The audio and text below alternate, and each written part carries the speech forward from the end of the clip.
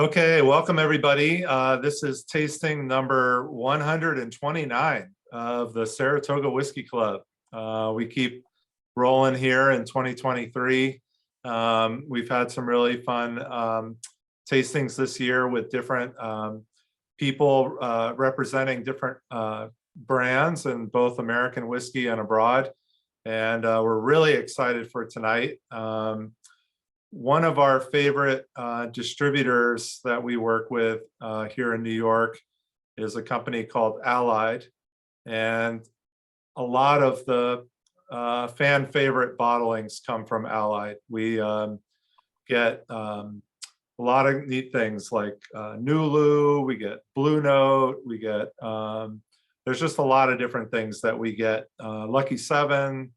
But one of the most exciting newer brands to our part of the world is King's Family. And Holly was lucky to go last September to Tennessee, the Smoky Mountains, and visit with Cara. And I don't know if she met Justin as well or not, but I don't think so. Maybe not. I'm seeing shaking of head. So no, she wasn't lucky enough. I'm just kidding. She wasn't lucky enough to meet Justin, but we were very excited to get to know more about King's Family. We've had a number of their different bottlings in the shop, and we've loved all of them. They really are just fantastic bottlings, finishings, you name it. They do it all. Light whiskey, they play around with a lot of different things, and we as a club love that.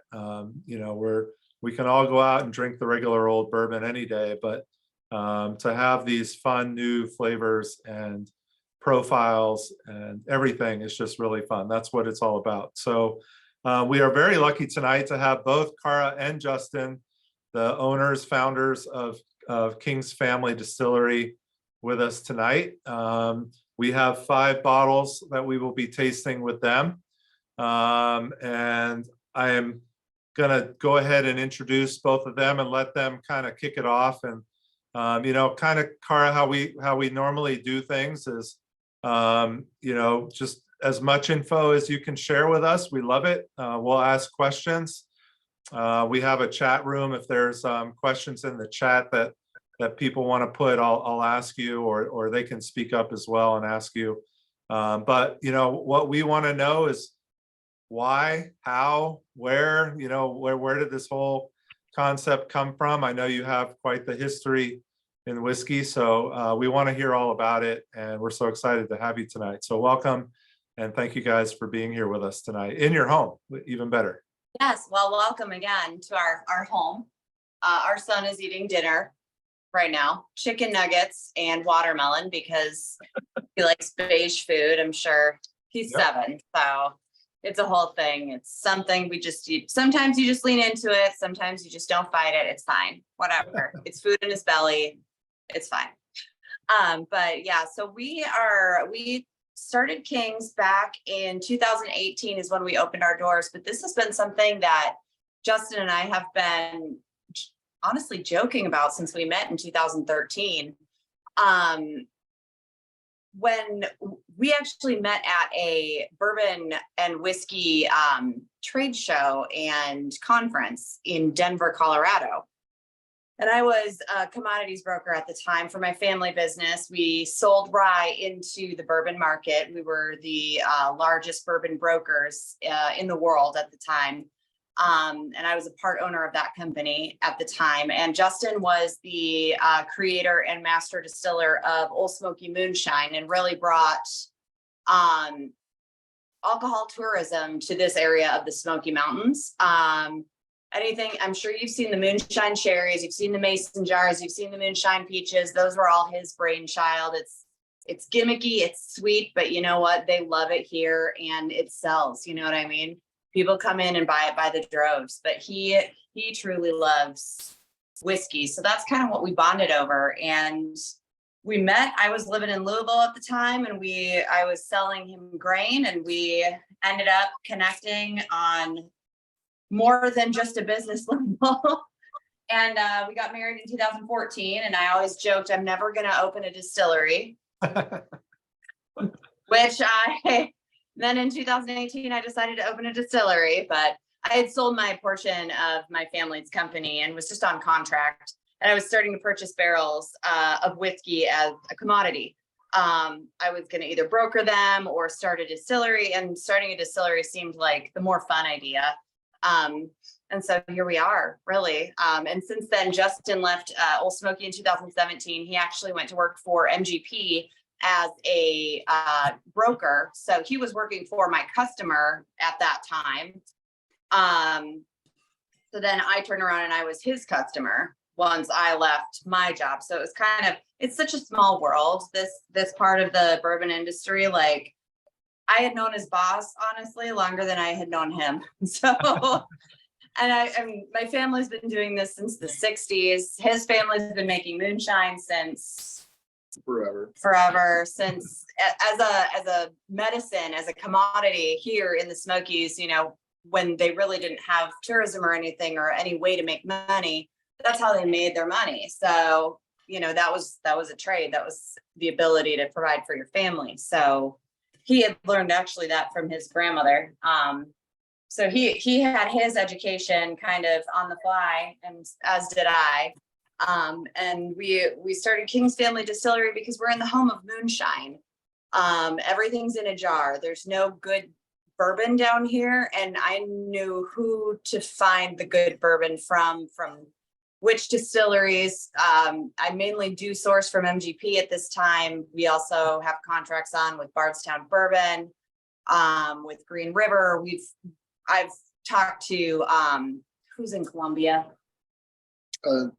Columbia Distillers. Columbia Distillers in Columbia, or not, Tennessee Distillers in Columbia, Tennessee. So I have good relationships with everybody. I'm laying down barrels here and there just to create a brand and curate a brand of different whiskeys, different iterations, different expressions that, I know others will like. So, Nice. So here we are. Nice. Well, let's jump into the first whiskey, and then I'm going to ask some questions because we want to know some more. But should we start with the wheated? Yes. Is that probably the best one to start with, or the Tennessee? I think so. Let's go with the wheated, I think. Wheated? Okay. All right. Yeah. So this one is, this comes in at 113.8 proof, 56.9% ABV, 5 years. And it's got a high wheat percentage. Is that right? Or like a really high percentage? It's a 51-45-4. So 51% corn, 45% wheat, 4% malted barley. It is an MGP product. It is a single barrel. So everything that we do, whether it's the wheated, the Ryeconic, the Tennessee is, it does have a little blend to it, but not much. But most of the things we do are such small batches, 40 cases or less. So you'll really taste, there's very little filtering to it. And I think that's what kind of gives us that you'll get a unique flavor to it, especially even in the single barrels. This has been probably one of our best sellers, just because how popular wheated bourbons are. And I had a little sip of this before we started the tasting, and it really just opens up nicely. It's really well balanced as well. I really enjoy this one. So Justin, a quick question from a moonshine perspective. What is the best-selling jarred moonshine that you've ever created? That's a good question, actually. It really depends on your market. It depends on who you're selling it to. Okay. You got people that love stuff that's 150 proof. You got people that love stuff that's 40 proof. So it really just depends on your market, your people, really what you're going for. Is there a certain flavor? Is there a flavor though that stands out? Of course, apple pie is everybody's hometown favorite. That's, the number one flavor everybody's going to talk about. But the thing that I love doing this has been, God, almost 20 years now ago. I loved putting moonshine we made in used bourbon barrels. I absolutely love doing that because I love like the butterscotch notes. I love all the weird stuff that the used bourbon barrel brings out in high proof moonshine. So that's, to me, that's what I would promote and what I would want to sell as a guy selling moonshine, is just a really good spirit aged in a nice bourbon barrel. Nice. Yeah, I bet But what that- I hear you saying is that you would like real moonshine whiskey and the customers really want flavored stuff. So, Correct. Like, you know, you got somebody like me who loves to distill things and is, passionate about what we do, but yet the customer base we sell to wants something that's, got a ton of sugar in it and 40 proof, and they can just drink it out of the jar. That's just sadly what we get here in the Smokies. yeah, we think the same, except it doesn't need to have sugar and it should be at least 57%, but we'll drink it out of the jar here. I love it. We will drink a nice breakfast bourbon, yes.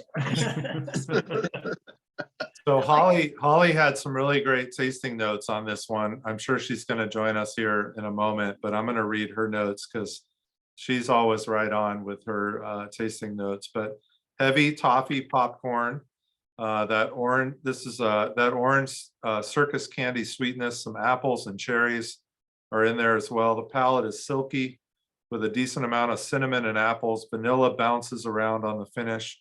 Quite sweet, but balanced on the palate. And then if you add water, more fruit shows up on the nose and more candied sweetness. Really a lovely whiskey, and a pretty fantastic one to start with, I have to say. The one note I would add here is tobacco. I definitely get some tobacco notes with this. Growing up here, we raised a lot of tobacco and hung in the barn. That was it was a family trade here, so that's a lot of things. A lot of people don't get to experience in life. But when I was a kid, we spent a lot of time hanging tobacco in the barn. Nice. Yeah, no, I can get a little bit of that as well. All right, here's another question.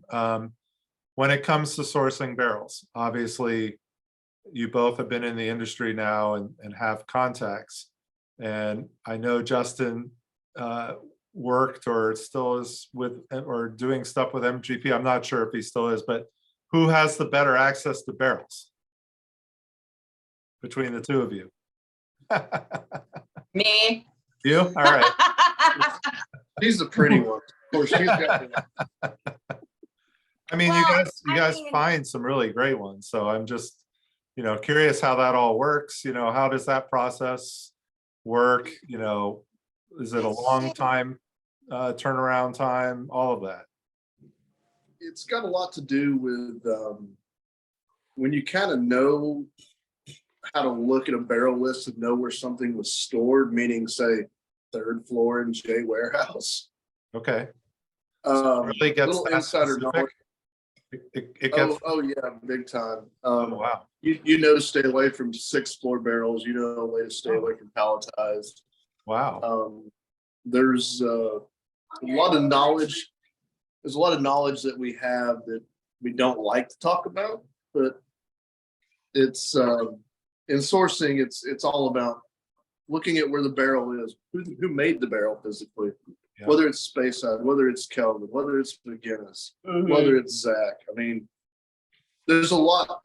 And how old, like, we've noticed that certain barrels will age, will take longer to come of age than others, right? Like, and it's because of the cooperage. The cooperage is like, it's an art, and each artist has a different, technique. So it's kind of choosing the barrels.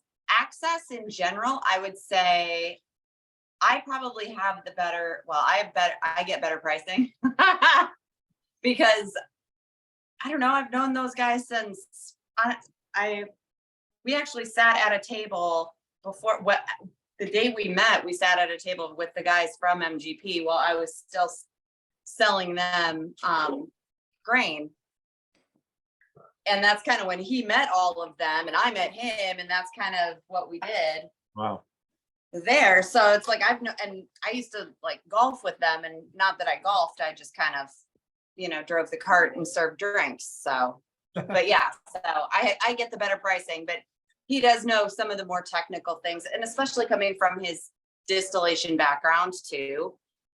He definitely knows more, like if it was on a certain, still, if it was on a certain, like he said, in a certain warehouse, in a certain condition, in a certain location, he's definitely the one that has the better breadth of knowledge there.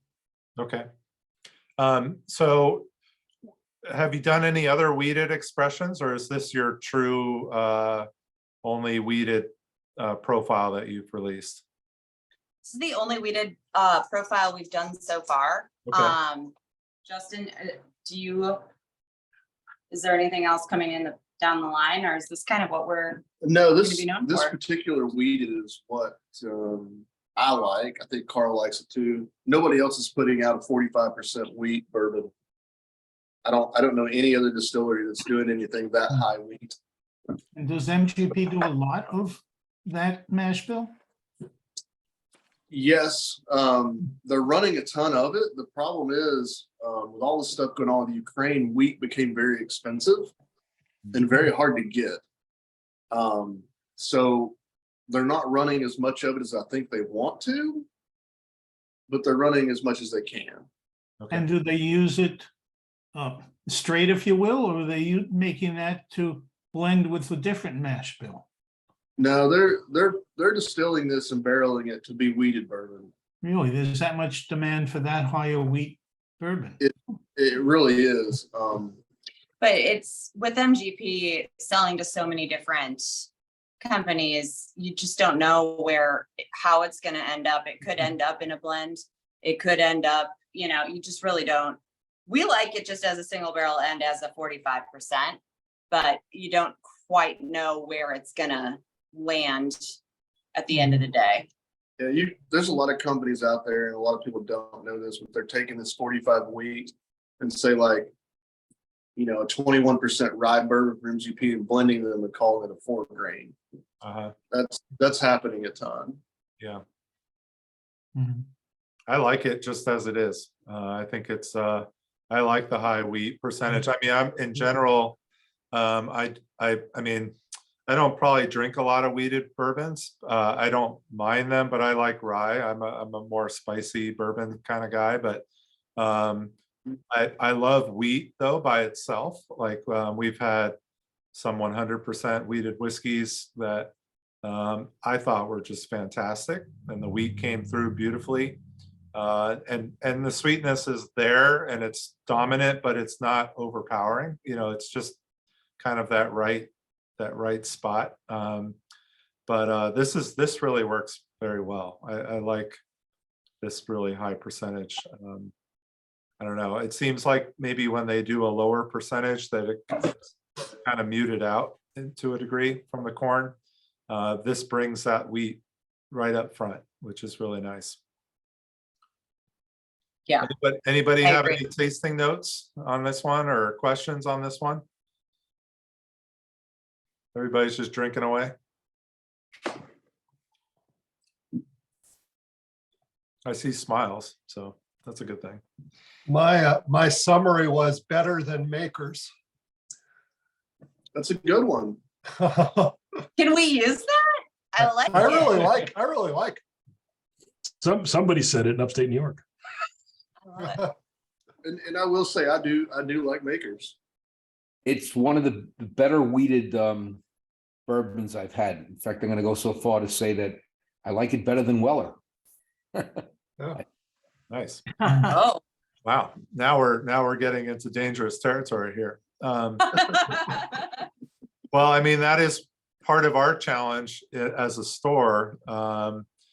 We have people come in all the time. I drink Weller, I drink Makers, we don't sell those in our store, mainly because we're focusing on, smaller, up and coming, newer, whatever you want to call it. But there's so much other fun stuff out there.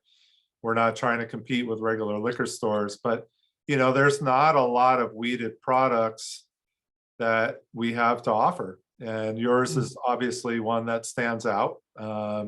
We have a couple of others that, you know, are there too, but it's definitely a small percentage of the overall. But everybody loves Weller, everybody loves, you know, Buffalo Trace. So it's a little bit hard sometimes to please that palate because they're so used to that style of bourbon. But all right, so we're gonna move on to number 2 here. We're gonna do the Tennessee Standard before we jump into rye. So I don't have my notes on this one. I was counting on Holly to be online by now, but I can pull it up here. This is definitely one of my favorites. So what's the story behind this one? Well, we wanted a bottle called Tennessee Standard. We wanted to put out a good bourbon in Tennessee's name because we all know we have wonderful Jack Daniels with their charcoal mellow whiskey, which is technically a bourbon. And what this is, the reason why it's a blended bourbon is because I'm a huge fan of light whiskey. And so about 5% of what's in this bottle is light whiskey. And I actually think the light whiskey mellows this down even at 119 proof, whatever the blend is. We're actually proofing this up with light whiskey. So the base bourbon is our 99% corn mash bill at 6 years. And then the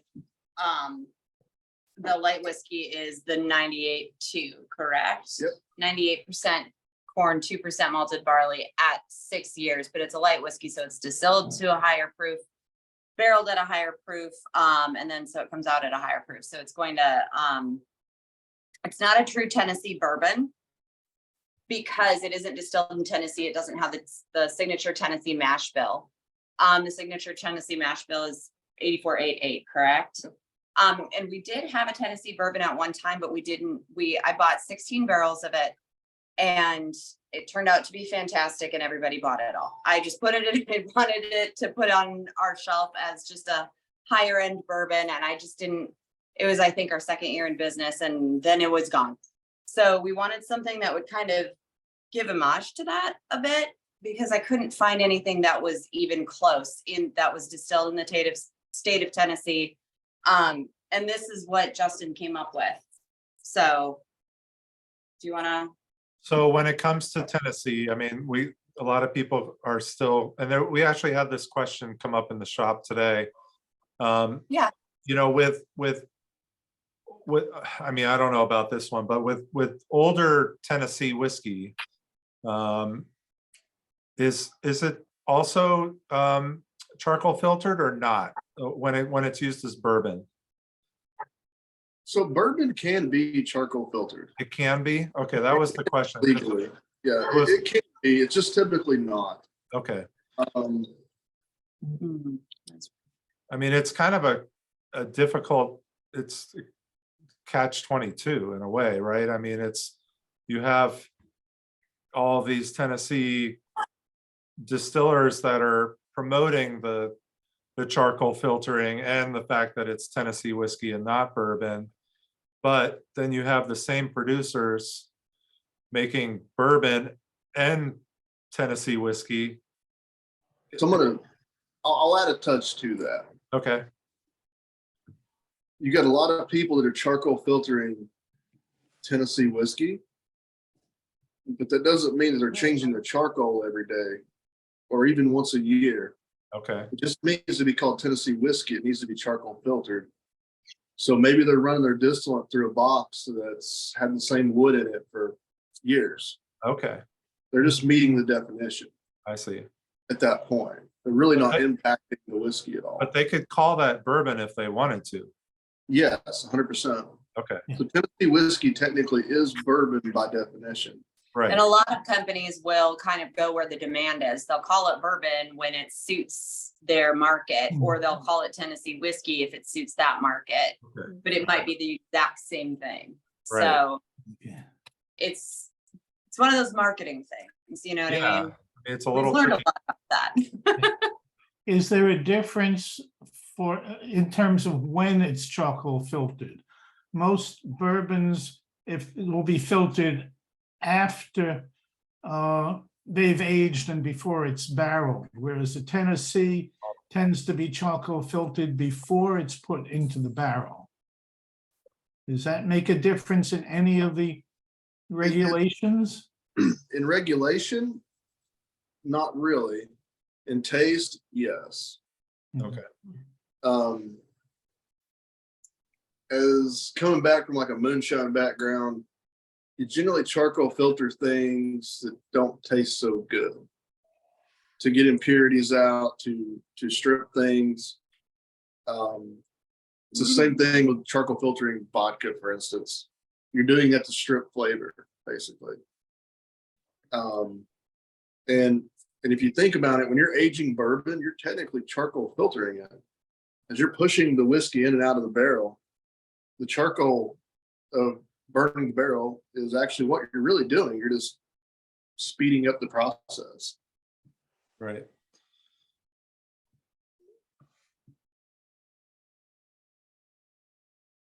I'm enjoying this one too. This is two really good back-to-back drams here. Yeah, it doesn't drink as high proof as it is, which in our brick and mortar shop is to bourbon enthusiasts. It's always shocking because it's like, you know, people expect something this close to 120. It's kind of light you a little more on fire, but it still sneak up on you. Oh yeah, yeah. We have some bottles like that in the shop too that you got to be careful with, especially some of the light whiskey, and maybe that's part of it. It's the adding even that little percentage. I don't know. It's somehow light whiskey does not come off anywhere close to the proof that it typically is. So maybe that little 5% makes this one a little bit more palatable. Yeah, it makes a big difference in what you're drinking. The reason why light whiskey does that to people is because it's distilled to such a high proof, there's no congeners in the distillate, which are what your palate perceives as hot, or a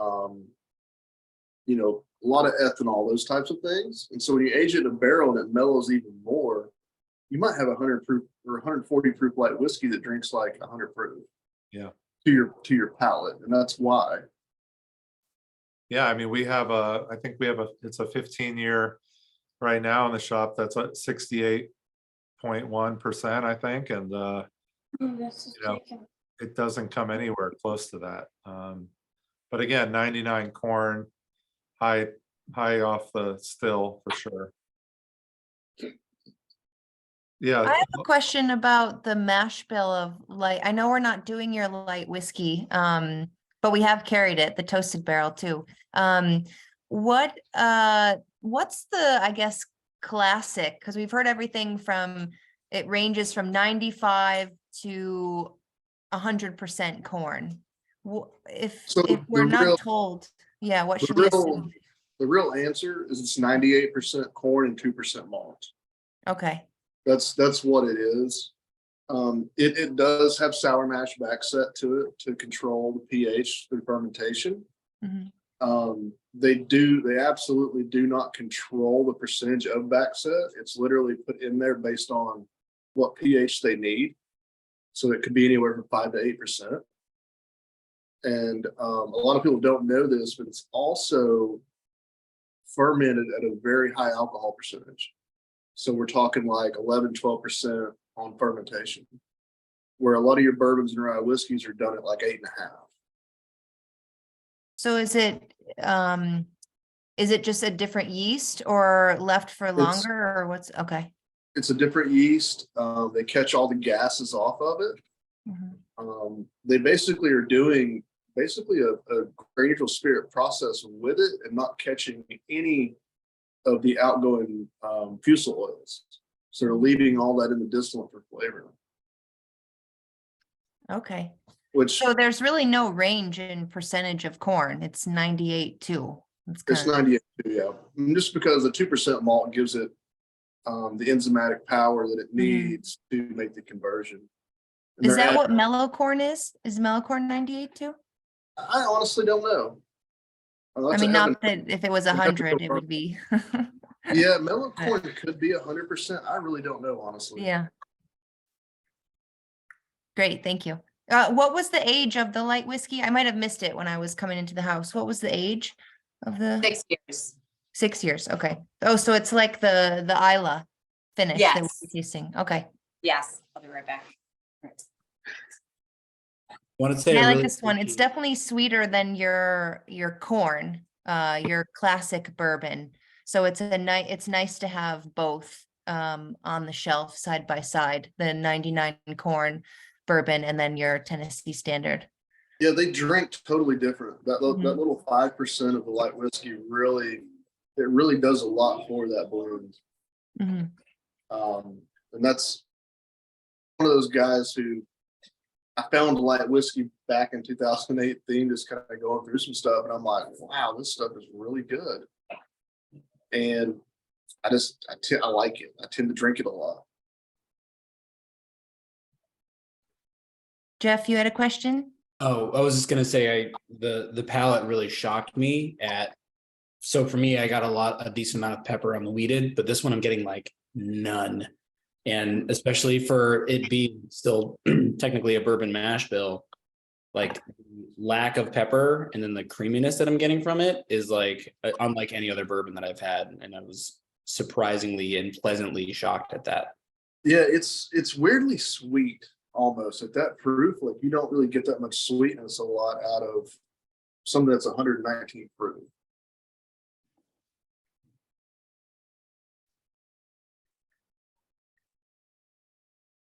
I do get a little bit of the, I know this is probably out in left field, but with the light whiskeys that we've had in the shop, we get this kind of strawberry fruity note to them. There is a whiff of that, even with the little percentage of light whiskey that's in this. I still get a little bit of that. Well, maybe it's because you guys said there was light whiskey in it, and it's just going into my head. Because the one thing that with younger light whiskeys, at say 6 months old in a barrel, they just taste like a Werther's original. They're all butterscotch, and as they age out, that goes away. Okay. But at 6 years old, I still get some butterscotchy, like caramel, like notes to this. And that's what I really like. I think it lends well to that 99 corn bourbon. Just that's something else that rarely anybody does is puts out a high corn bourbon. That's something unique that me and Cara found, and I was just like, that really lends to all these people want this sweet stuff in town, and it lends at 87 proof, which you guys have probably not tasted. It's a very sweet bourbon. Is it a function of the yeast strain besides producing 12% alcohol, the whole taste profile, the esters or whatever the yeast produces, making some of those strawberry butterscotch or different flavors? It probably is. When you get into like higher alcohol percent fermentations, you get fruit notes. It's just like, you got a lot of people that make moonshine that they'll ferment 15-18%. Yet when you're drinking it, it tastes like bananas. And a lot of that's got to do with stressed yeast to create those flavors because they're stressed, because they're making that high of alcohol content.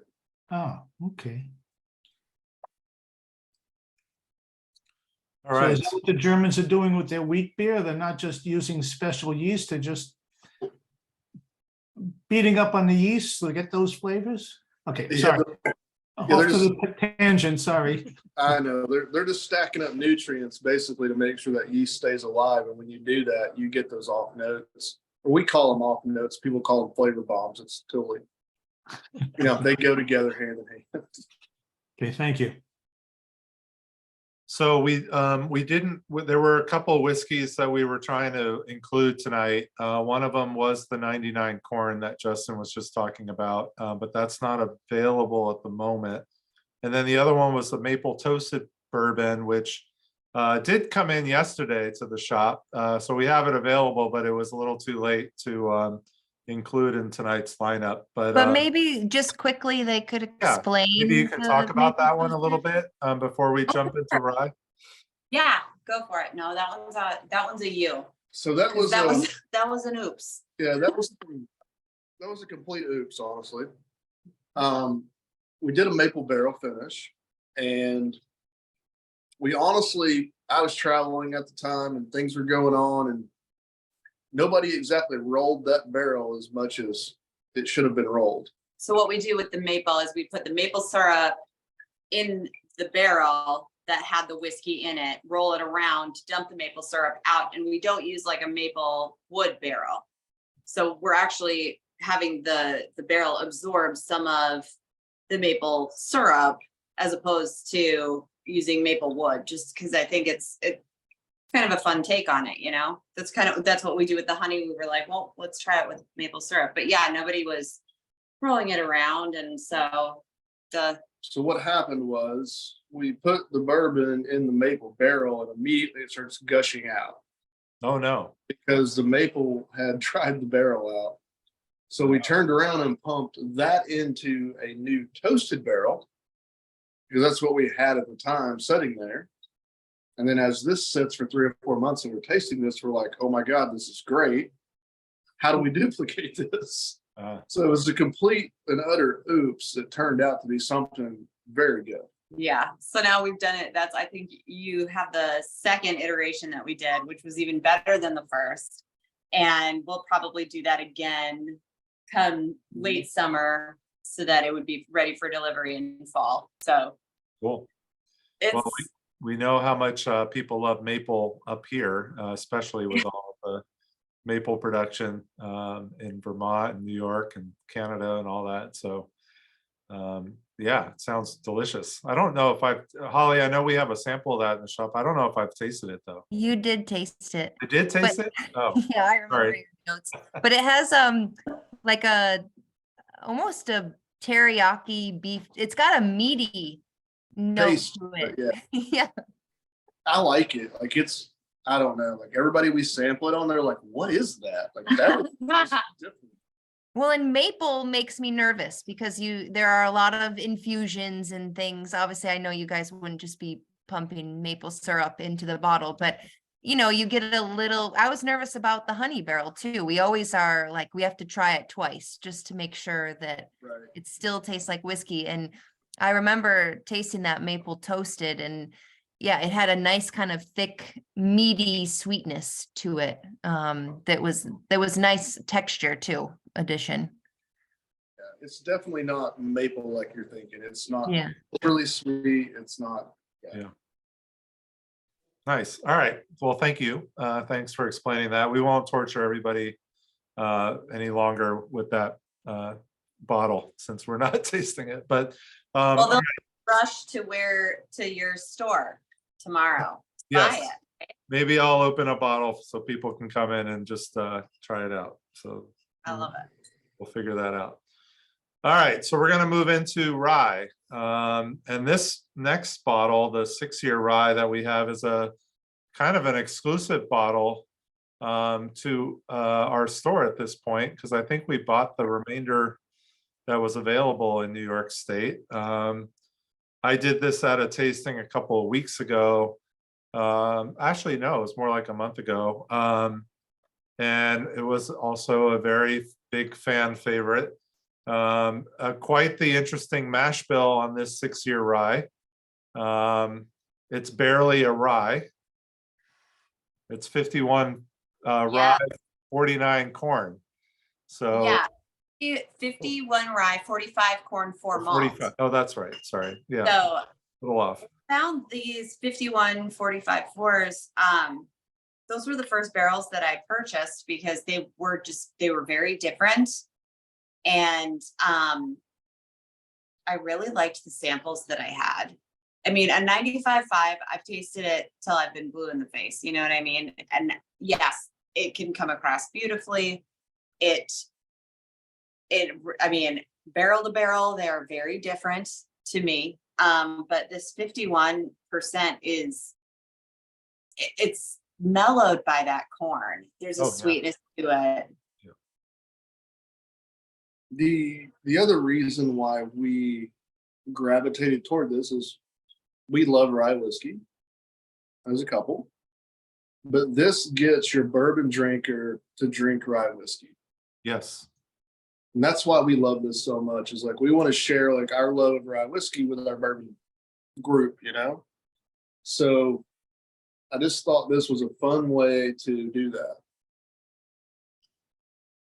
Yeah, I mean, I think, most people who are hesitant with rye have had, either 100% or 95% rye, and it's just been way too spicy for them. And this is not that. This is just a complete different blend of sweetness that mellows out the spice.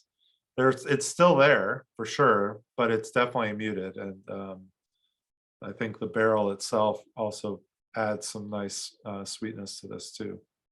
So this was actually brought in just for us, Charles, because when I Okay. was down there, Cara, I was driving all over freaking Tennessee that trip, and I was so excited to be there, but I think I was tired, and I know you had a lot going on with your kids too. And so I was like, all right, I can only try one thing. I said, what's your favorite? I said, I'll get the rest from Shy. And you said it was this rye.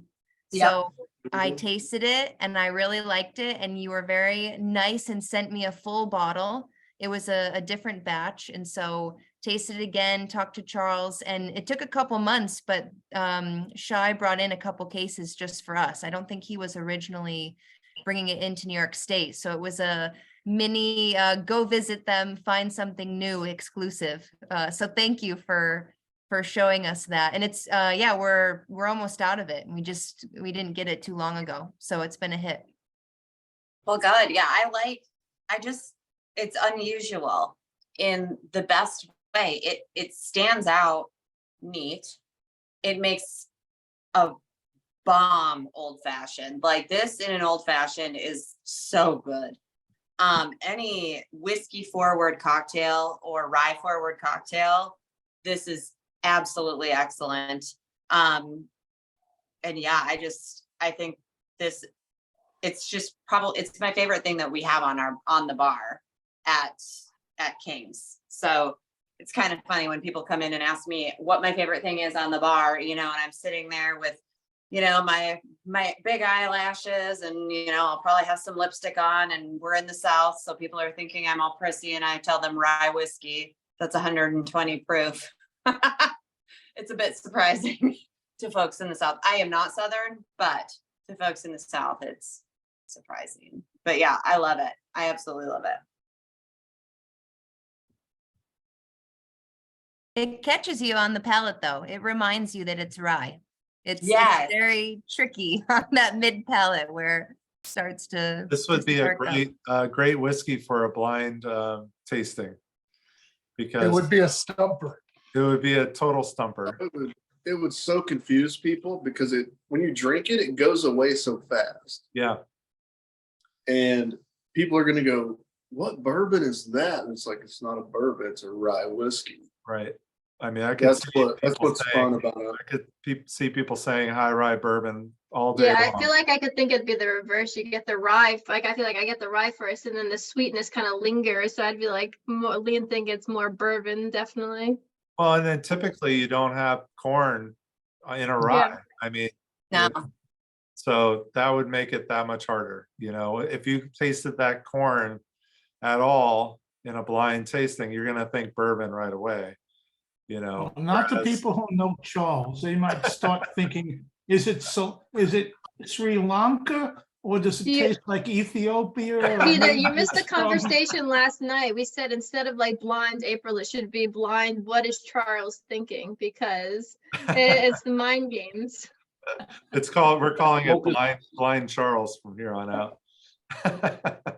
Yep. Guess what, Charles? Not is on gonna Charles. drink? I find all these whiskeys so far tonight are so well balanced. And you know, I love rye, and I love this rye. I actually have the Ryeconic, which is incredible. But this one is really, really excellent. Yeah, I would give this to bourbon drinkers. In my mouth, it's almost like my two God. whiskeys. Like the front of the palate is bourbon and the back of the palate has the spice like a rye. It's very interesting. Yeah, I mean, I get people who come down and, you know, they taste in my basement like next Thursday. Right away, they say, "Oh, I don't want rye. I hate rye," or whatever. But I would pour this, not tell them what it is. I do it blind, and I bet you they would think it's a bourbon. And then I would tell them it's a rye, and they'd be like shocked. I think the key with this one though, with that would be the proof. You got to make sure that they're able to handle 122 proof. You know, Yes. I know Yeah, there are a lot of bourbon drinkers out there that can't handle that high proof. So, It doesn't drink that high though. No, not at all. no, it doesn't. Yeah. And that, I'm just gonna say, I think the fun part of this one too, is this not what you bought in Denmark, the rye? Yeah, the rye, when I was a rye broker, sorry, my son is getting antsy. Oh, it's all good. It's fine. He's fine.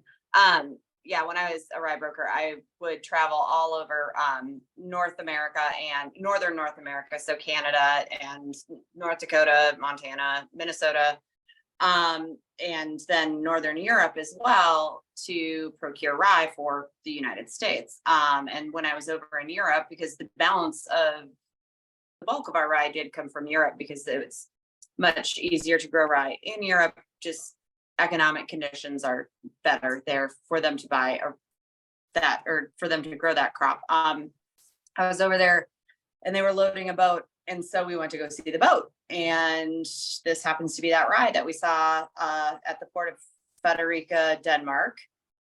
And then we saw it unload in New Orleans, and then again barges in Louisville, Kentucky. So it was kind of cool. It's all kind of come full circle. Very So, cool. yeah. I need to get some ice cream for a 7-year-old. Oh, Hold yeah. on. Need the rest of it. It's very important. Very important. Can I get the chocolate one? Yes. Oh, always get the chocolate. Yeah. Yes. You can always get the chocolate one, baby. There wasn't any ice cream in my No, sampling yep, box. all chocolate. Let me show you. All right. He's all sweets. So we're gonna continue with rye here. We are going to another bottle that we've had a lot of people love. And actually, we've had this one for quite a while in the shop, and it's really done well. Something about twice barreling just works. I don't know. It's we just did in our last tasting, we did Peerless's Double Oak from last year, and it was just incredible. You know, just that extra new charred barrel, and the thrice. Yeah, Holly mentions. We've had the thrice barreled as well, which is quite unique. But yeah, so here we are with the Ryeconic. So what's the mash bill on this one? So this is traditional 95.5. 95.5, okay. But the unique story on this one, this goes 3 years, 6 months in the first new barrel, and then we proof it down to 110 and put it in another new barrel. You put it in a what barrel? In another new barrel. Oh, in another new barrel. For how long? So this one's 7 years. So, you know, you got another 4 months or 4 years. Oh, wow. Okay. You're looking at a 7-year-old product that's been in 2 new barrels. Colors up there, taste is up there. Yeah. And you guys have had the Ryeconic toasted too, which is the thrice barrel. Yep. Which is So another you're unique getting, thing. you're truly getting two, you know, almost same age statement, back-to-back time periods. Yep. New charred oak. So You know, that's where you're getting this dark color. Mhm. And You're obviously a lot proofing of it flavor. down. You're proofing it down and aging it another, whatever, almost 4 years, and then bottling it at that strength Yep, at barrel proof. and that barrel proof. Yep. So a lot of Barrel these, proof prime or something. Okay. There's no doubt that this is a rye. I mean, you can taste the dill in the rye bread. It's got that sweetness. I love this one. This one, that's why because this is, if you're a rye, you got everything that you like. It's a rye, but it's not, it doesn't have the sharp spice of a rye. Yeah. You know, it's definitely, a lot of that sharp spice we're taking away by proofing it down. okay. Is where that's taken away at. What's the proof on this? 108.4, 108.4. Mhm. Would the Yeah. second barrel take away some of that as well, or is it really the proofing that does that? Proofing does a ton to it just because of water source. And then the second barrel takes a ton of it away again because of charcoal filtering. Mhm. Brand new charred barrel takes Yeah. a ton of congeners out of the actual distillate. This is another one that can change a person to someone who likes rye because the spice is not killer. It's there, but it's It's just super sweet, yeah. it's Mhm. nice. I guess tonight is like a chocolate night, but it tastes like a chocolate rye to me. So I get Yeah, chocolate. if you make an old fashioned with this, it tastes just like chocolate. Oh, wow. That would be fun. It's lovely. Yeah, More I get than the the chocolate thrice? too. I feel like the thrice had that kind of cocoa powder, sort of hazelnut, Nutella note. Yeah. Now, I've heard that some distillers put the new make into the barrel at a lower proof, so that they, depending what proof they're gonna bottle it at, they get more, claim they get more flavor because you're getting everything in contact with the wood rather than adding the water later. What you seem to be doing is sort of both. So does that make, We're getting what does the it do? Why do you like it? Well, we're getting the best of both worlds. I mean, it's putting the barrel at MGP at 120. We age it out and it probably lands somewhere like 115 or so. And you add that water and prove it down to 110, and then you put it in that next new barrel. And depending on where it goes in the warehouse, which is always preferably 4.3, and it holds, maybe a proof point 1 or 2 below 4 years later. Mhm. I tend to like to drink bourbons and whiskeys that go down in proof versus up. Mhm. And the So, reason for that being is they're a lot more flavorful, they're a lot more complex. so when you're mentioning where the barrel is stored, are any of these barrels brought to you to finish, to store the second time, or is this all done somewhere else? We're doing all this in Indiana Okay, with MGP, and then the thrice barrels we're doing ourselves. okay, Same thing with like secondary aging with like our sherries and our Madeiras, those types of things. And the Islay was us. Was at our place, but The Ryeconic is elsewhere, but everything else we do at our shop. okay. Now, And are you mentioned Bardstown Bourbon Company earlier. Are you doing some contract distilling with them, or are they just providing you some of their, their standard Origin series kind of barrels? Or how is that working with them? I've been in talks with them for several years. I've got contracts lined up to do things with them in the future, but it has to do with like more specialty projects too.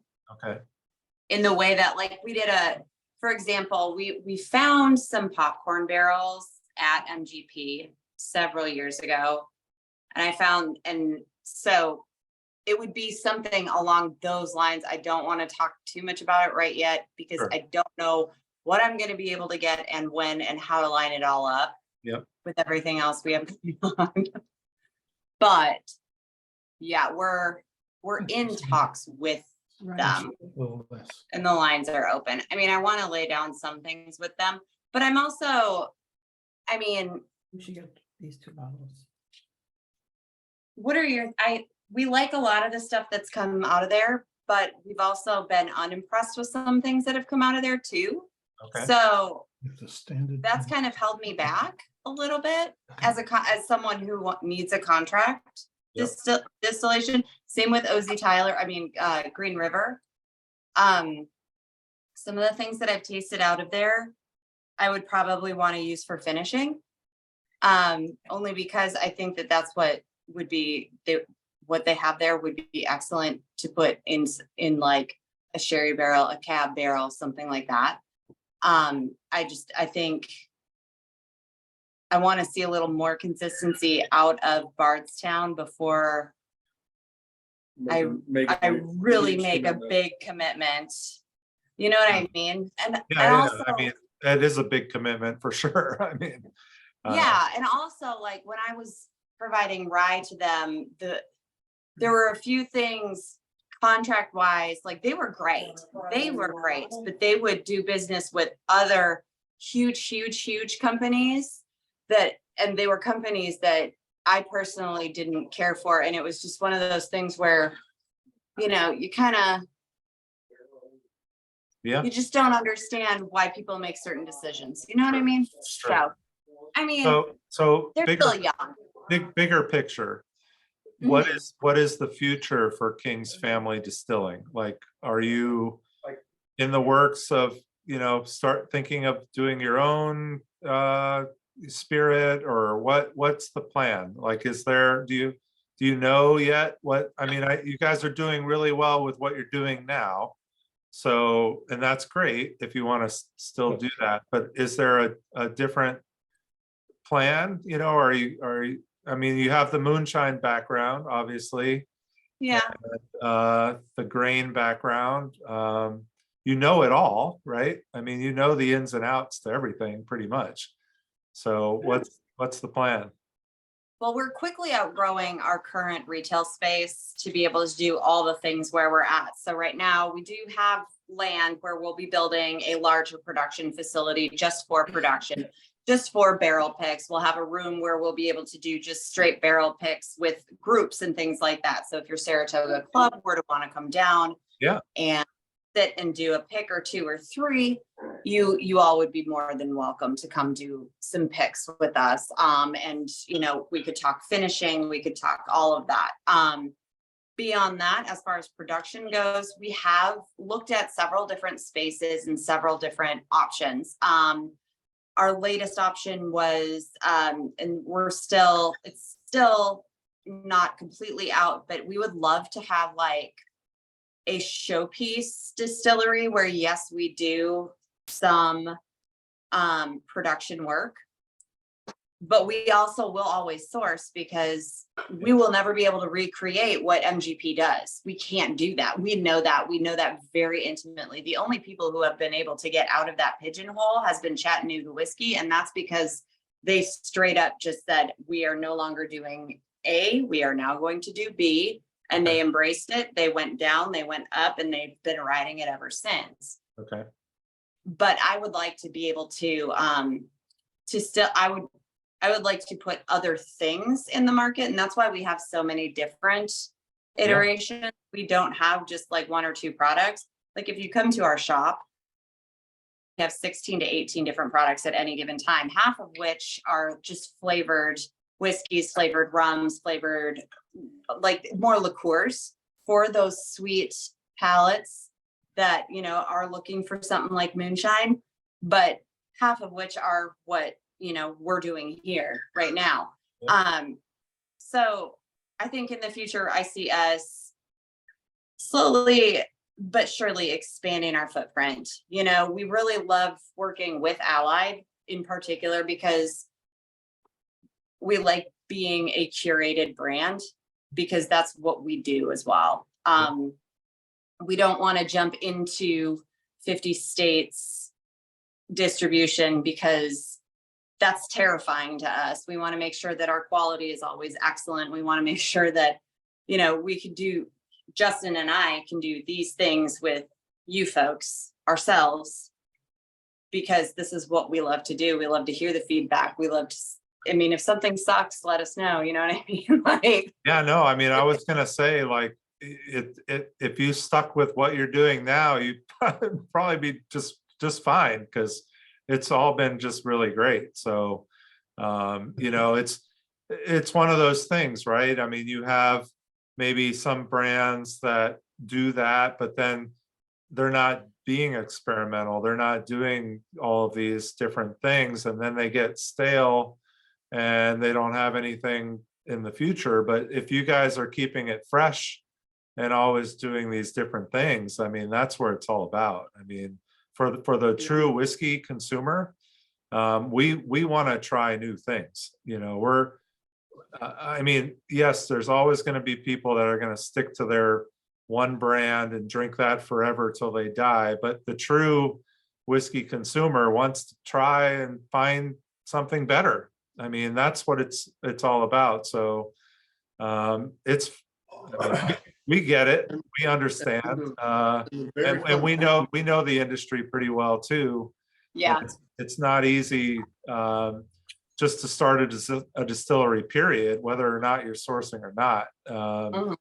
And yeah, there's lots of challenges all around. So, Well, I'll just say, the more I drink this, the more I like it.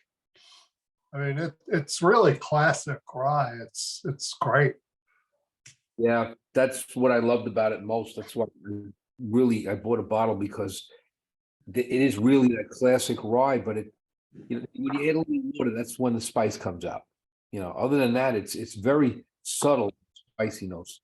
And it's something that I think even people who say they don't like rye could really enjoy. I have a Karen, question. Oh, sorry, go ahead, Jeff. Oh, okay. I was gonna ask a question. So one thing I've noticed either through my tasting and you guys were talking about it is a lot of your these drams tonight have had like a surprising sweetness, right? Like with like the Tennessee Standard with the light whiskey, and then both of these ryes I feel like are definitely on the sweeter side compared to other, you know, 95.5 standard ryes and whatnot, and especially with the 49% corn. I was asking if you guys could kind of talk about that, whether that was intentional or not, if you guys feel like they are kind of generally sweeter. And if that's the case, like kind of where did that come from? Maybe if it was from your like your moonshine background or not.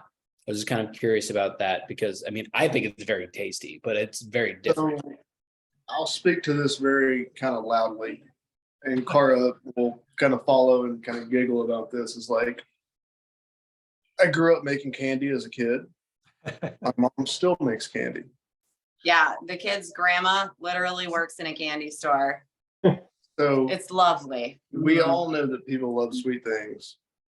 And when you can give somebody a sweet bourbon, a sweet drink, whatever, without putting sugar in it, that's always a plus. And so when we're out barrel hunting, we're barrel chasing, the one thing that we want is sweet. Because everybody loves something that's sweet. Yeah, whether you think you do or not, you subconsciously react to it, you know, like your body subconsciously tells you like it if there's a little bit of sweetness to it. So when you're tasting that little bit of sweetness, like that double barreling of the Ryeconic, the two new charred white oak barrels, that's going to give you that sweetness. It's double the caramel, it's double the vanilla, it's double everything. Same thing with us putting 45% corn in the rye whiskey. Same thing with the Tennessee Standard of putting a light whiskey in it. It's to bring out the sweetness in it.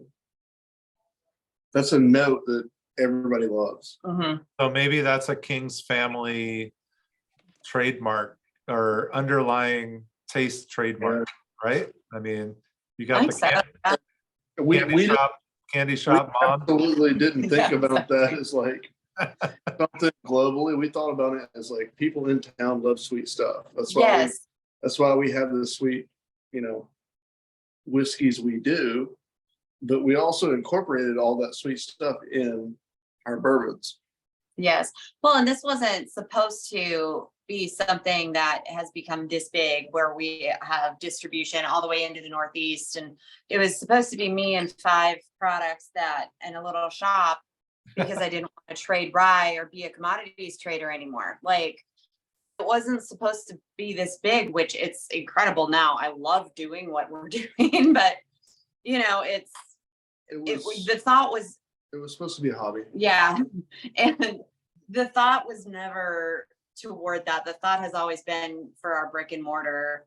And distribution has always been icing on the cake. And I love that part of it. Actually, I think more because I get to talk to people who are true bourbon nerds like me. You know what I mean? People who get ultra geeky about, having had, Crown Royal back before Diageo got a hold of it and dumbed down the recipe to basically vodka. You know what I mean? Like, knowing what that was and knowing the iterations of different bourbons and different, craft bourbons and seeing where the industry has come over the last 15, 20 years. So this is the cool part of our job, I think. How many states are you in right now? 2, 3, 5 states in like on the ground distribution. We do have an online fulfillment center that ships to, I think, 48. So, but yeah, you guys were, I think, our third. Allied was like our third. Yeah, I third- remember I saw the weeded in Shy's portfolio and I Yeah. said, I will take 3 bottles of it and I will try and sell it to someone that will let me taste it. And that worked. And we tasted it. And I was like, oh, okay, someone has a good palate at King's Family, wherever they are. And then it slowly grew. So we continued to bring in more and found out more information from you, and then obviously came to visit. And I think we've carried pretty much everything you've brought into the state. And we talk about sourcing and all of that all the time. And you really do put, it's about the selection and about the blending, which I think you really bring to light. And Charles can speak to this too. We've learned and been burned at the shop that people say they don't want sweet, but they do. Oh yeah. They do. Yep. Oh yeah. 100%. Yeah. I mean, spice can be in there. We want other things, but you can say that you don't need sweet or you're not looking for it, but you are looking for it. Oh So, no, if somebody puts a dessert that you even marginally like in front of you and says, hey, I'm just going to set this here, of course you're going to take a bite. I mean, every time. So. All right. So, all right. One quick question before we move on to this last one, because I don't want to ask this after the last one. Since you are in New York State and New York's a monstrous state, have you run into any problems with the name? Because Kings County is a big name here. I mean, we're all fans of Kings County and Brooklyn, and we've watched them kind of grow up, and they're putting out some really great stuff now. Have you run into any problems with that? Justin, King's Family Distillery has not. Justin, Okay. would you like to speak to this? I would. I think their juice is amazing. I've been there many times. Okay. it's high corn. You would like it. Yeah, yeah, I've hung out there and I've hung out with the owner and this and that, and we've had no issues, no problems. It is our name, so we're entitled to it. That's fine. Yep. But And theirs is in a place and they're entitled to it, so it's fine. everybody coexists and we're fine. But yeah, I will say they put out very good juice. Okay. So Yeah, time in their company where they were pretty litigious is what I was getting at. There was a Yeah. time Oh, in their okay. industry they were getting litigious back when he was with Old Smoky. Like this is probably over 10 years ago, almost 15 years ago. But This is probably in 13 or 14. yeah, I mean, the craft industry has become such a cool place in that, like, we all kind of learn from each other, and we all like, we don't fight really with each other, right? Like, it's kind of like the big boys. When I've talked to like the large distilleries, because I used to work with like the VP of buying or the VP of purchasing for Sazerac for all of their brands, and Brown Forman. So for everything that they do, it's their marketing departments that all fight. It's not their production. You know what I mean? Production is production is production. If there's a global shortage of rye, everybody's going to feel it. You're not going to, Right. if there's a global shortage of malted barley, everybody feels it, right? And so and it's such a small industry too. Like people will jump from Sazerac to Jim Beam to Heaven Hill, and then back to Jim Beam, then to Brown Forman. You know what I mean? And everybody knows each other. So, and it's gotten that way too in the craft world.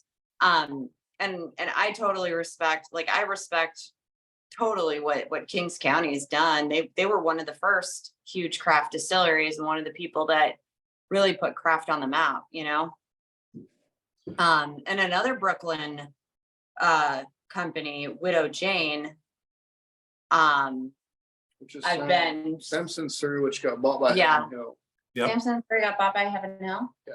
I think I knew that, Um, but Widow Jane got bought by Samson Surrey. Anyway, correct. And then But- now Lisa Wicker is the CEO of Alltech, and that's awesome for her. shoot. Anyway, Sound Branch. I can't keep up with a lot of people. Yeah. So anyway, but no, a couple of years ago, I was back at Widow Jane, just running around there with Lisa, who was there, because she was before that when she was up at Starlight Distillery in Little Old Starlight Distillery up at Huber, In Indiana. Ted Huber. I don't know if you've ever had Starlights. Yeah. We have a Starlight. Yeah. as well. Yeah, she was up there for a minute, and then she was somewhere else, and then she was at Widow Jane. Yep. It's just a small world. so. Everybody moves around. Now, if you ever use the term King's family in the highlands of Eastern Tennessee, then you might have more litigious information from Exactly. from the Scotch world. And speaking of Scotch, we're going to move on to the last whiskey because this is quite unique. I don't know. I mean, I know, speaking of another Kings County product, they had their peated bourbon. And we are moving on to a American whiskey, light. I'm assuming this is light, right? American light Yes. whiskey. Yes. Yes, it's a Finished. 6-year light. Finished in Islay barrels. So Yeah. And that I don't barrel think was anybody in this room has had this before. That was 23 years old. 23-year-old light whiskey. Well, no, 23-year-old Islay Scotch. Islay. So what Islay distillery, or is that full or too much to ask? I'll be very open and say I don't know. They wouldn't let us know. They literally, the email we got was, we can't tell you. Okay. So It sounds very Islay. I have my thoughts on where it came from, but that's my thoughts. All right. Well, maybe Holly will tell us when she's there. Wow. Well, Well, I Does- want to does know that mean- the thoughts. does that mean it's a barrel that had Scotch whiskey for 23 years before you acquired it? Or it had a single whiskey that was aged for 23 years in that barrel? It was in an Islay Scotch barrel for 23 years. The Oh, Scotch- so the light whiskey was aged its entire life, if you will, in an Islay whiskey barrel. No. What we're saying is, we got the barrel. It had 23 years of Scotch in it. Okay, you're right. Okay. And then we put a 6-year-old light whiskey into the barrel when we received it. And for how long approximately? God, that one was probably 5-6 months. It wasn't much. Yeah. But I guess what I was, Scientific on it, we just kind of age it till it tastes good. I guess what I was asking is that it held Scotch whiskey for 23 years. Correct, You don't correct. know if that was a single barreling of a whiskey that stayed in it for 23 years, or they had one whiskey for 6 years and another for 9 and another for whatever else makes up the time. It was a single barrel 23. A single barrel. Okay, thank you. Yeah, Great. it So was, how- it was a single barrel 23. How did you come up with the ABV on this one? To be honest with you, it was a crapshoot because I'm not a Scotch fan. I'll be very open about that. It's something I'm trying to get into. And so I started asking all my bourbon buddies, hey, how should we barrel this? What do Scotch people like? Like, what should we do? And that's how we come up with this 108 proof. Well, this one's 95.5, 95.5. And that's how much it went down over that term. Oh, wow. So it went into the barrel, the Scotch barrel at I think 105? it went in at 108.5. Yeah. 108.5? Okay, wow. It dropped quite a bit.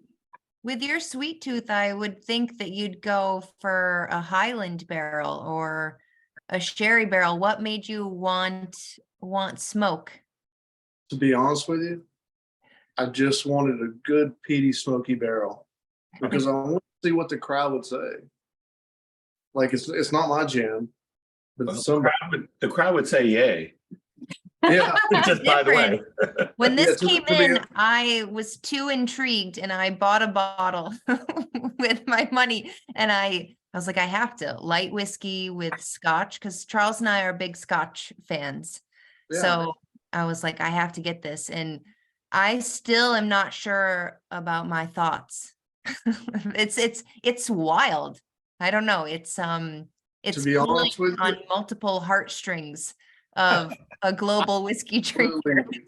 I absolutely It's wild. love it and I absolutely hate it too because Like, I can't decide. I can't I decide can't what I decide. think about it. Like that's the reason why we're so undecided. Like we have more of these coming in, Mhm. more of the barrels coming in, and I'm like, Well, I didn't think we were gonna do another one, so I just gave the barrel to a friend of mine who works at a local brewery. I'm like, here, have this. We are never doing that again, ever.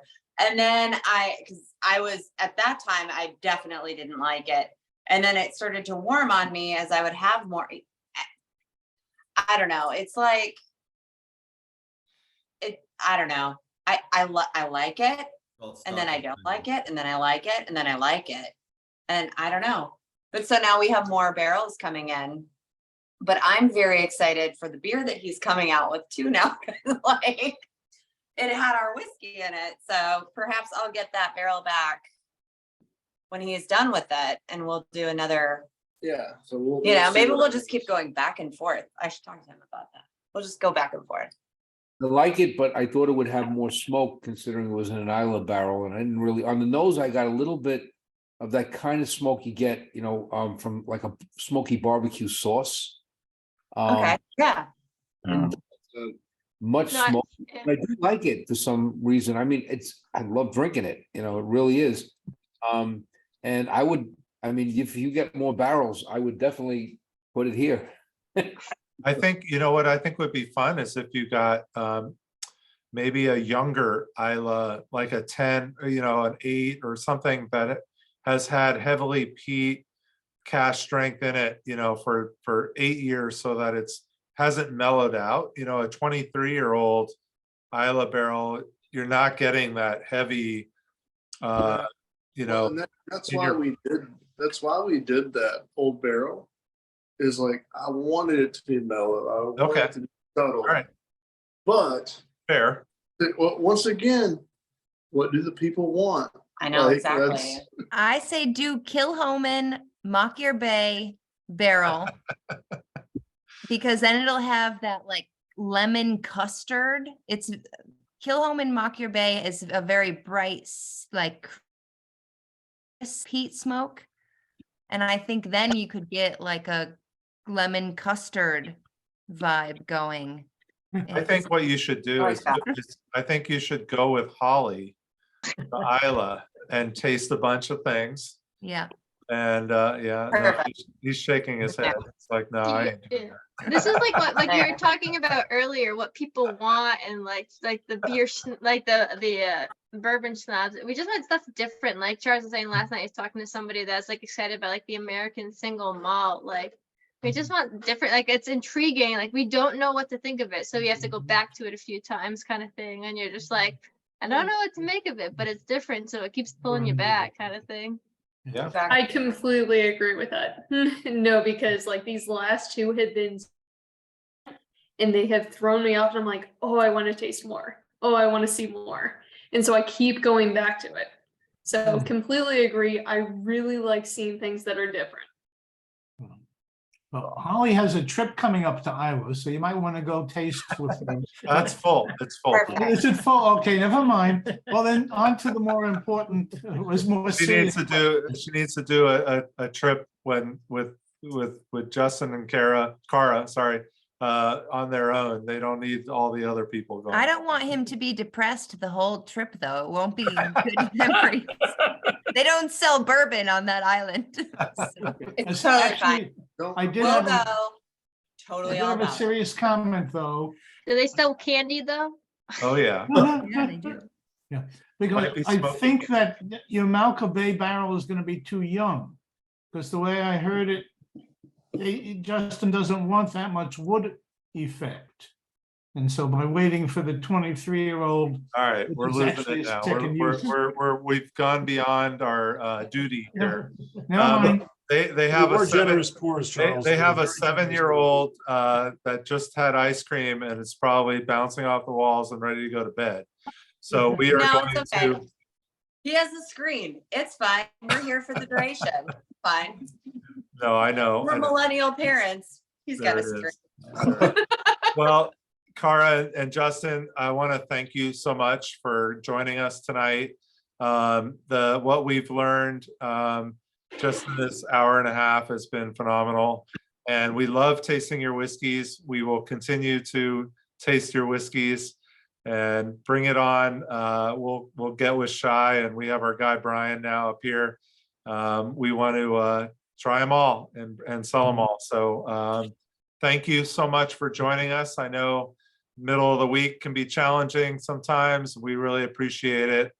And I hope to get down there to Pigeon Forge at some point as well. I lived in Nashville for 5 years, so I know Tennessee somewhat, and I know the Smokies a little bit. I did some camping there, but yes, I will get there.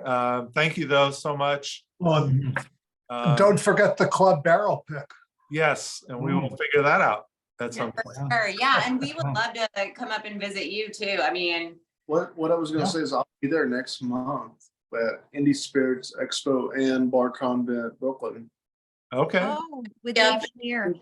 Yeah. Yep, so I'll be around. that's just a hop, skip, and a jump. So yeah. Mhm. We might be it- down there too. We'll I mean, see. it's not a hop, skip, and a jump, but Closer than we are now. we're 3 hours north of New York City. So That's not that far. all right. I'm just saying. It's a great train ride. It's a We've great had a train lot ride. of people say, "Oh yeah, we'll come," because I think we're like 45 minutes away, and we're Oh no, we're pretty. I'm aware. Well, my It is a youngest beautiful brother train went ride. to school he went to Eastman School of Music. So I would fly. okay. We would all meet in Manhattan, and then we'd all take the train, and it was Yeah, nice. yeah, I love it. Well, I we love would that. we would love to have you guys here for sure. Mhm. We'll do something special, and that would be really, really great. So, Mhm. Awesome. but don't want to keep you. Thank you again for joining us tonight, and we'll keep you informed of any of our unique barrel desires, and as we go forward. Just- Sounds just good. As a final note, through the magic of an internet, while we were speaking, we bought 2 bottles. Oh, there you go. I love it. Nice. Yay. Well, thank I you love it. guys. Oh, Yeah, Thank thank you you guys so so much for much. joining. Thank you. We'll see you. Thanks. Bye.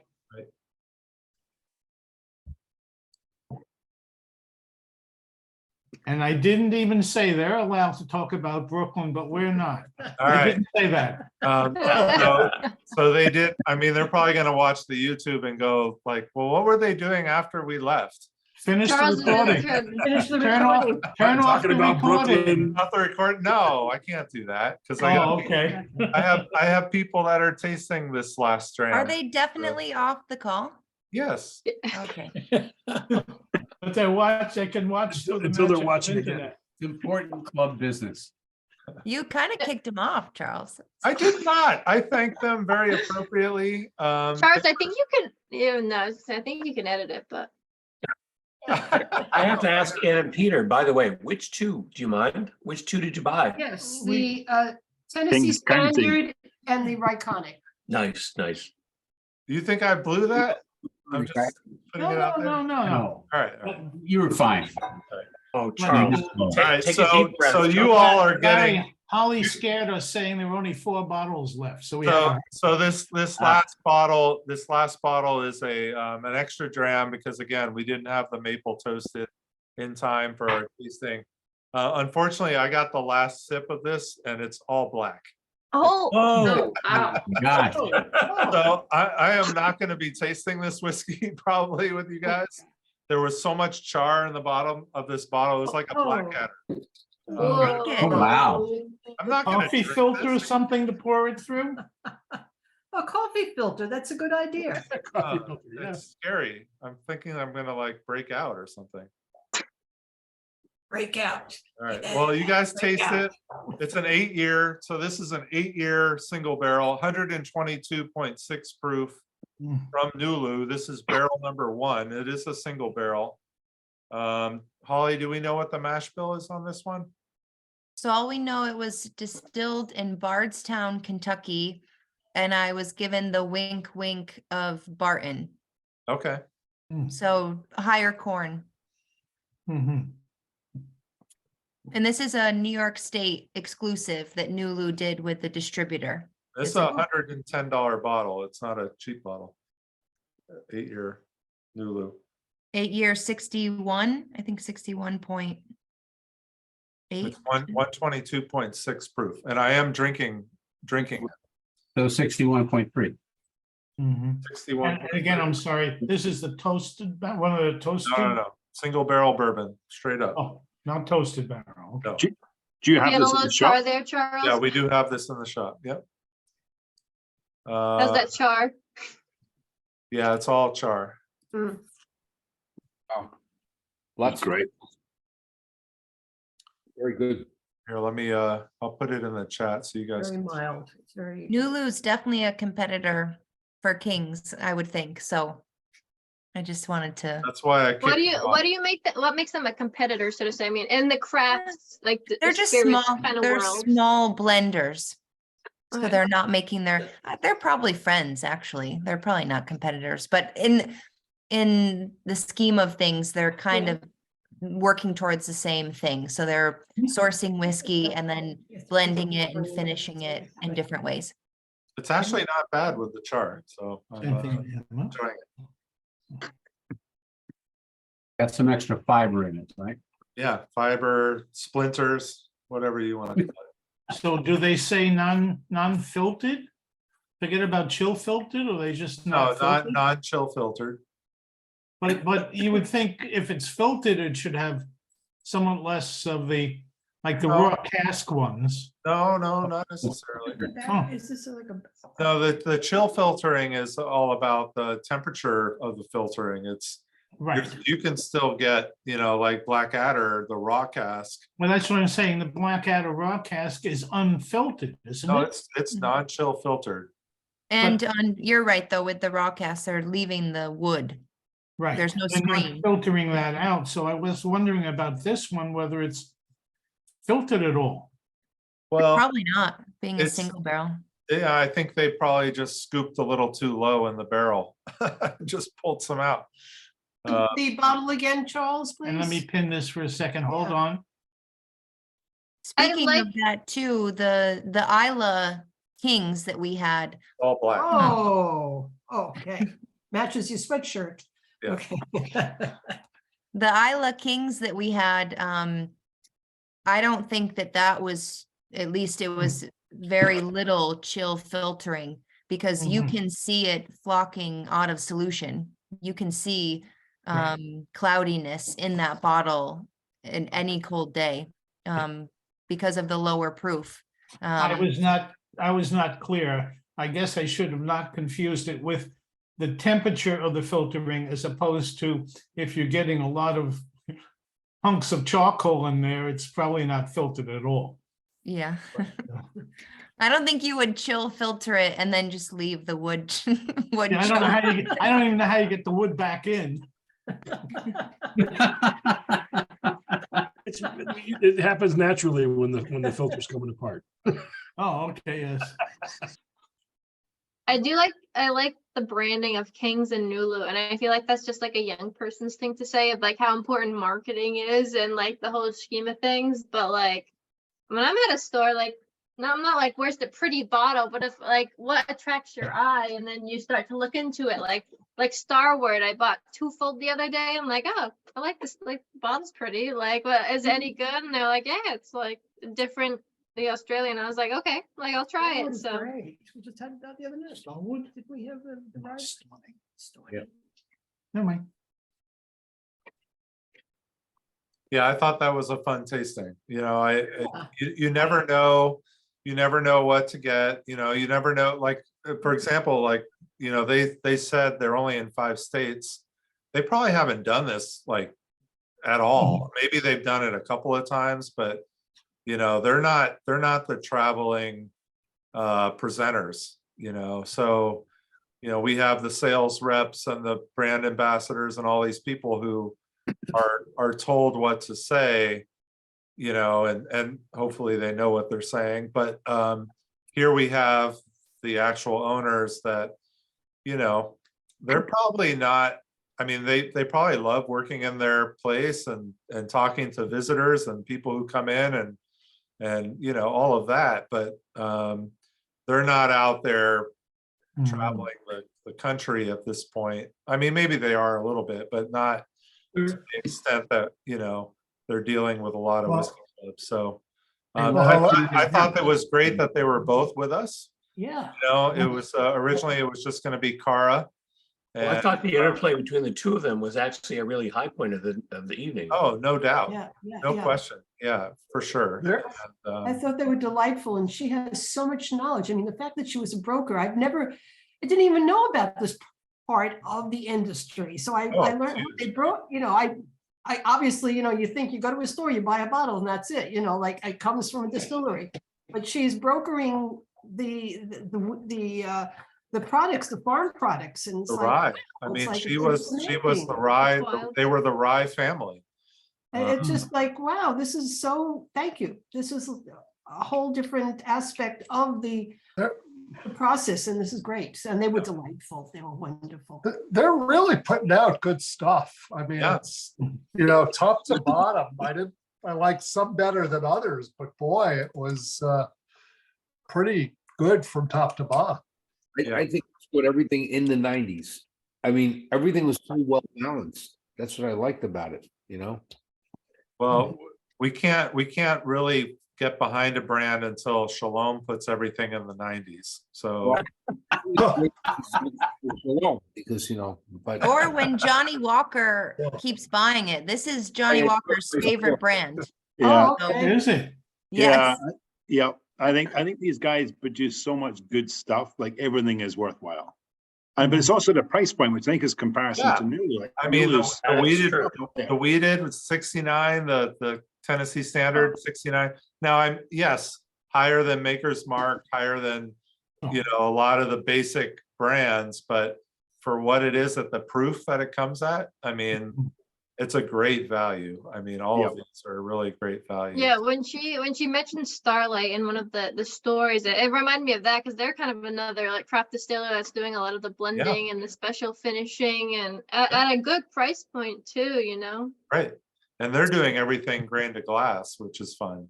You know, just everything is of that I was heart, looking but it I was didn't. looking forward to tasting the Isla sort of finished one, and I can't say I'm going to be buying any of that one though. That was a little bit sort of too specific. Didn't have But the everything else is great. that to me is like this representation when you call something Isla. If I say I really just want a mouthful of charcoal. Yeah. Well, to be more upfront on the bottle itself, it just says finished in a Scottish barrel. So they're not even actually on the bottle mentioning Islay. So if you were truly looking for Islay, you probably wouldn't find this bottle anyhow. So I'm particularly appreciating Vince saying how much he wanted to taste Islay. Yeah. Because if I recall, 2.5, 3 years ago when I first started, you were one of the people who said, I hate peat. Right. I hated Pete too before I joined this club. He's That's what we're talking talking about about. you. What about me? Okay, yeah. No, I hated Pete. Larry has the receipts. He figure it has out. them. I'm sorry? I said Larry has the receipts. He's like, I remember when. He's gonna pull them out. Yeah, all the moments recorded. I do hate Pete. I mean, years ago, somebody gave me a bottle of Lagavulin, and I struggled to finish that bottle. But now it's like, I think I'm on my third bottle. Well, my first tasting, I sat next to Vinny, and he said he didn't like peated Scotch, nor did I. No. And now I like it, and he likes it. I had to put myself in a position We where sat across the table from you too, and I don't remember you saying that because we Yeah. still liked you. Thank you. I got about 4 people coming over and they want a tasting. So what I decided to do though is American single malt, because everybody has bourbon, rye, whatever. So I'm going to do a few American single malts with them. I don't think they've ever heard. It's like Holly has the thing tomorrow with that New York club or something of the sorts there with all the American single malts. The new thing. Yeah. Yeah.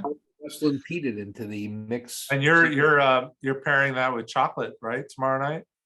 Yeah, and I actually people think that I am some sort of genius chocolate whiskey pairer, and I just make it up. I mean, I have no idea what I'm doing. Everything goes with everything when it comes to chocolate, but I will say this time I really got it spot on. The stock and barrel Canadian single malt it's a North American single malt class. Yeah. If that paired with the white chocolate almond bark is amazing. I don't know. I just got it right. This is but you are the chocolate whiskey genius. Just take it, take the credit. Like We're waiting for her second book to come out about chocolate. I can see this Nulu with a very, very dark chocolate. A very, very dark chocolate. Oh yeah, definitely. I think like my favorite and like 90% cocoa, Yeah, the few tastings that I've done, I think my favorite has actually been like the Barrel Craft Spirits. Their American single malt. Like I just got like chocolate chip banana bread, like that, and so like that's the one that like, and we talked about unique earlier. The one that's really stood out to me. That'd be like that's the only thing that's been like that. That's like this is really good. Yeah, the vatted malt, the vatted one is great. And they're discontinuing it, didn't they say that? I was like, Yeah, I mean, maybe they're discontinuing ahead of their time because I think a couple of years from now they would never discontinue that. But I'm looking at the chart that you posted, Charles, and there's something wrong with me. I have too many American single malts. Which chart? There's something wrong with me. Well, guys, I have to say, I really think that this tasting kind of exemplified that it's not always just about the whiskey. It's always about the people behind the whiskey. And I thought we got a great showing about that tonight. Yeah, I mean, in general, when we've had founders on or people involved with the startup of a whiskey, it's usually a good tasting. And I was excited about this one. I know Holly was super excited about it. And we're looking forward to the future with them. I mean, we really are. I think they're just beginning, I mean, source whiskey is maybe a little, it's getting a little passe just because so many people are doing it. But if you keep it fresh, like they're doing, and you have that inside knowledge and inside connection, you know, it makes a huge difference. So, And these are the types of brands that we love working with, because I mean, it took a couple months, but we tried the rye. They did not plan to release it to New York. We asked if they could, and 3 months later, we got 3 cases of it. So you can't do that with a big brand. Who do you ask for 3 cases of something? I mean, it just would not, you're told what you can get. their response will be, how much wine do you sell? Yeah. Oh. So, you know, they're the types of folks that we love working with, because they're drinking the whiskey too themselves. You know, they're the blenders, and if we like something, they'll want to work with us and be able to get it to us. So hopefully we'll continue to see more releases from them and have them just for the shop. Yeah. I'm excited about Kings. I really am. And, you know, that moving forward, I think it's going to be fantastic. All right, guys, we're going to wrap up. Well done tonight. I hope you Thank you. enjoyed it, and I'm going to stop this recording, and we're going to close out tasting number 129. And yeah, so we have a special one next week to make 130, and then we got a full month of May coming up. I'll be sending out some emails soon, but lots of good things coming. So hope you enjoyed it tonight, and get some rest and drink some water. All right, cheers, everybody. We're gonna drink some whiskey. Tell me you want Friday. Don't